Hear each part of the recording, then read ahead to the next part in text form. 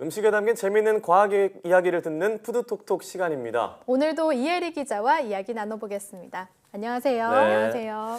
자, 이제 2017년이 얼마 남지 않았잖아요.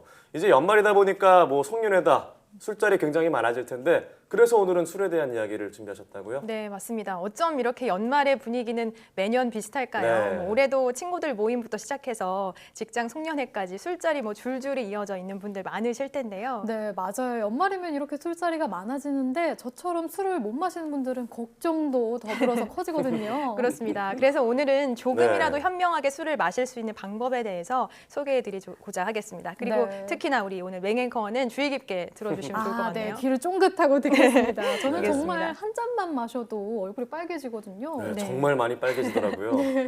이렇게 얼굴이 쉽게 빨개지는 분이라면 다른 사람보다 알코올을 분해하는 효소의 기능이 조금 떨어진다라고 보면 되겠습니다. 네. 우리 몸에서 술이 들어오게 되면 1차 분해 과정에 의해서 아세트알데하이드로 바뀌게 되는데요. 이 물질이 바로 얼굴을 빨갛게 만들고 그리고 숙취를 유발하는 주범이죠. 근데 이 물질은 2차 분해 과정에서 ALDH라는 효소에 의해서 분해돼서 네. 몸 밖으로 배출이 되는데 네. 만약에 술을 마셨을 때 남들보다 쉽게 빨개지고 숙취가 좀 오래 간다라고 한다면 이 ALDH 효소가 남들보다 좀 부족하거나 기능이 떨어진다라고 볼 수 있겠습니다. 네, 제가 바로 그런 거군요. 맞아요. 역시 그럼 저는 술과는 친해질 수 없는 걸까요? 이건 타고난 거죠? 네, 맞습니다. 이제 선천적으로 타고난 건데요. 원래 좀 술이 잘 안 받는 체질이다라는 말이 그러니까 맞는 거죠. 네. 반면에 뭐 마셔도 끄떡없는 소위 주당이라고 하는 이런 사람들은 이런 효소의 기능이 탁월하거나 다른 사람보다 이런 효소를 좀 더 많이 갖고 있는 것으로 볼 수 있겠습니다. 근데 그렇다고 해도 이 자신의 능력을 너무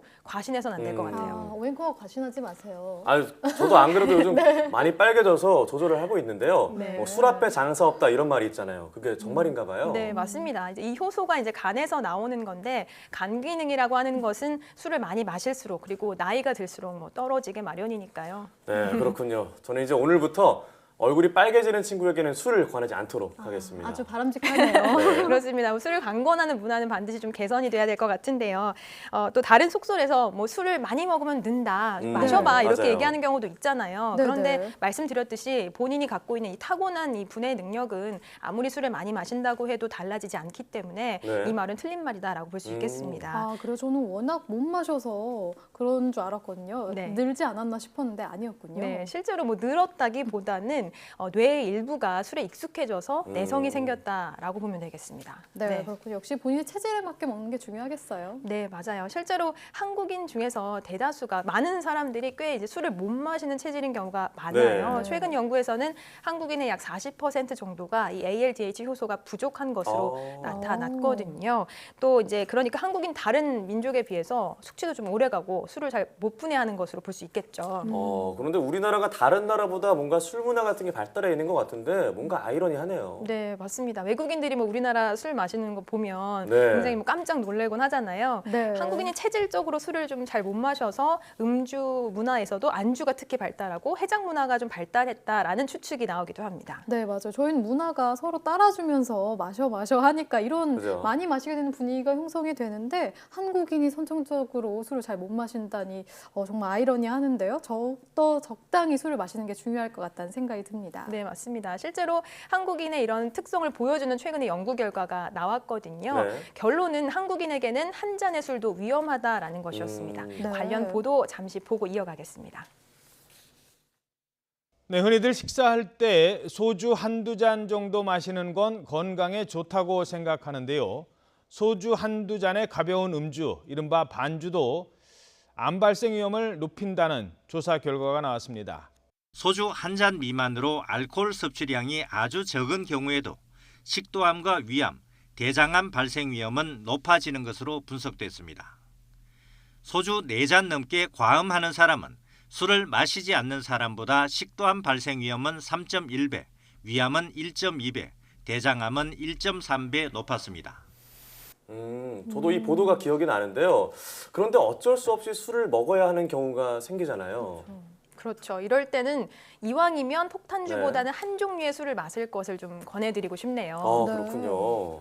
폭탄주가 좀 사실은 마시기 쉬워서 많은 분들이 좀 드시기도 하는데 소주와 네. 맥주를 섞었을 때 이제 보통 도수가 10도에서 한 15도 정도로 형성이 되거든요. 네. 소주가 17에서 18도 사이이고 맥주가 한 4, 5도 정도니까 섞었을 때 10도에서 15도가 되는데 이 도수가 사람의 몸에서 가장 알코올이 잘 흡수되는 도수거든요. 아, 그래요? 그러니까 더 맥주와 소주를 섞어서 마시게 되면 잘 취하게 되는 거죠. 그리고 이제 맥주의 이 탄산이 알코올 흡수 속도를 높이는 요인이 되기도 합니다. 네, 저는 그냥 소주만은 정말 못 마시겠어서 차라리 소맥으로 마시는 경우도 많이 있었는데 네. 더 빨리 취한다는 점 알아둬야겠네요. 네, 그렇습니다. 그리고 말씀하신 것처럼 이 소맥을 마시면 더 쉽게 마시다 보니까 아무래도 좀 폭음으로 이어질 가능성이 높아지겠죠. 네, 네. 그런데요. 예를 들어서 회식 자리라고 생각해 보면 막내 직원이 선배님, 소맥은 몸에서 가장 잘 흡수되는 12도에서 15도로 구성이 되어 있기 때문에 저는 앞으로 정중하게 소맥을 거절하겠습니다. 뭐 이렇게 말할 수도 없는 거고요. 그렇죠. 그럴 때는 어떻게 해야 될까요? 네, 그럴 땐 좀 적절한 안주를 섭취할 것을 네. 좀 권해드리고 싶은데요. 네. 일단 물을 많이 마셔서 알코올 분해를 돕는 것이 좋겠고요. 그리고 물이 많이 들어있는, 그러니까 과일이나 채소를 많이 섭취를 해서 알코올 분해를 돕는 것이 좋겠습니다. 그리고 과일이나 채소에는 뭐 수분뿐만 아니라 또 미네랄도 많이 들어있어서 알코올 분해에도 유리하거든요. 관련해서 전문가 이야기 잠시 들어보시겠습니다. 식사를 하게 되면 알코올 흡수 속도를 늦춤으로 인해서 좀 덜 취하게 하는 효과가 있겠죠. 특히 술자리에서 기름진 음식을 많이 드시게 되면 다음날 그 알코올이 분해되지 않은 성분이 배출되면서 설사를 하게 만들 수 있는데 기름진 음식 자체가 설사를 조금 더 심하게 만들 가능성이 있고 그렇게 되면 탈수가 되고 컨디션이 안 좋아지기 때문에 숙취해서 깨어나는 시간을 굉장히 길게 만들 수 있겠죠.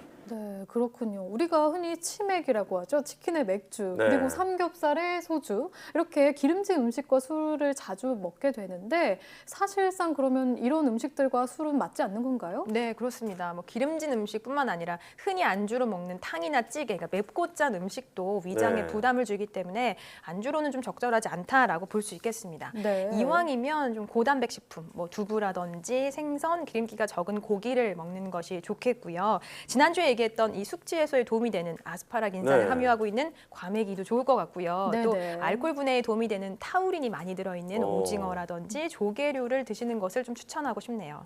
네, 아무래도 빈 속에 또 술을 마시는 건 안 좋을 것 같아서 안주는 꼭 먹어야겠네요. 네, 그렇습니다. 앞서 뭐 인터뷰에도 잠시 언급이 됐지만 빈속에 술을 먹게 되면 알코올 농도가 급속도로 높아지기 때문에 금방 취하게 되거든요. 네. 반드시 음주 전에는 식사를 하시는 것이 좋겠고요.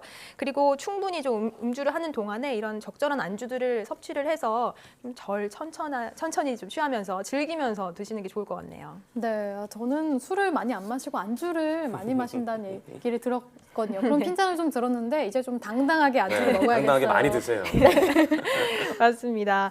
뭐 천천히 마시는 이런 속도도 또 중요할 네. 것 같아요. 뭐 빨리 마시는 것보다는 대화를 나누면서 천천히 술을 마시면 덜 취하게 되겠죠. 오늘 전반적으로 좀 이야기를 나눠보면서 네. 과음하고 막 마시자 이런 분위기보다는 좀 적절히 즐기면서 음주를 하는 문화가 빨리 정착했으면 좋겠다는 생각이 드네요. 네. 자, 네. 그럼 저희 이번 회식부터 적용되는 건가요? 그렇습니다. 네, 곳곳에 사장님들, 부장님들, 그 팀장님들께서 저희 방송을 많이 보셨으면 꼭 좋겠네요. 네, 네. 정말 오늘 얘기가 사회초년생 그리고 신입생들 예비 대학생들한테 좋은 팁이 됐으면 하는 바람입니다. 자, 오늘 이야기 고맙습니다.